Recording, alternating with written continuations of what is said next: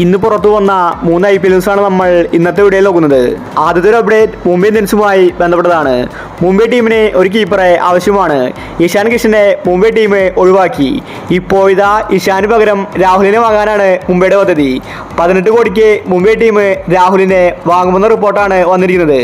രാഹുലിന് വേണ്ടി 18 കോടി മുടക്കുന്നത് മുംബൈ ചെയ്യുന്ന മണ്ടത്തരമാണെന്നാണ് ആരാധകർ പറയുന്നത്. കാരണം ഇപ്പോൾ രാഹുൽ T20 കളിക്കുന്നില്ല. എന്തായാലും രാഹുലിനെ മുംബൈ നോട്ടമിട്ടിരിക്കുകയാണ്.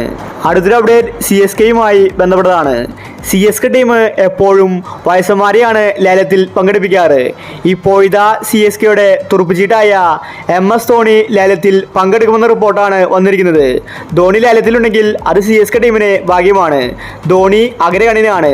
ആരൊക്കെ വാങ്ങണമെന്ന് കറക്റ്റായിട്ട് ധോണിക്ക് അറിയാം. അതുകൊണ്ടാണ് ഇപ്പോൾ ധോണിയെ ലേലത്തിൽ പങ്കെടുപ്പിക്കുന്നത്. CSKയുടെ പ്ലാൻ B ഞെട്ടിച്ചു എന്നാണ് ആരാധകർ പറയുന്നത്.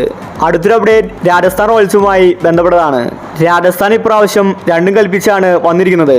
രാജസ്ഥാൻ നോട്ടമിട്ടിരിക്കുന്നത് മാക്സ്വെലിനെയാണ്. 25 കോടിക്ക് രാജസ്ഥാൻ മാക്സ്വെലിനെ വാങ്ങുമെന്ന റിപ്പോർട്ടാണ് വന്നിരിക്കുന്നത്. മാക്സ്വെലിന് വേണ്ടി 25 കോടി മുടക്കാനും രാജസ്ഥാൻ ഒരുക്കമാണെന്നർത്ഥം. മാക്സ്വെൽ വന്നാൽ അത് രാജസ്ഥാന് ലോട്ടറിയാണ്. രാജസ്ഥാന്റെ മിഡിൽ ഓർഡർ ശക്തമാക്കാൻ മാക്സ്വെലിന് സാധിക്കും. രാജസ്ഥാൻ രണ്ടും കൽപ്പിച്ചാണ് ലേലത്തിലേക്ക് വരുന്നത്. അപ്പോൾ ഇത്തരം IPL ന്യൂസിന് വേണ്ടി ചാനൽ മറക്കാതെ സബ്സ്ക്രൈബ് ചെയ്യൂ.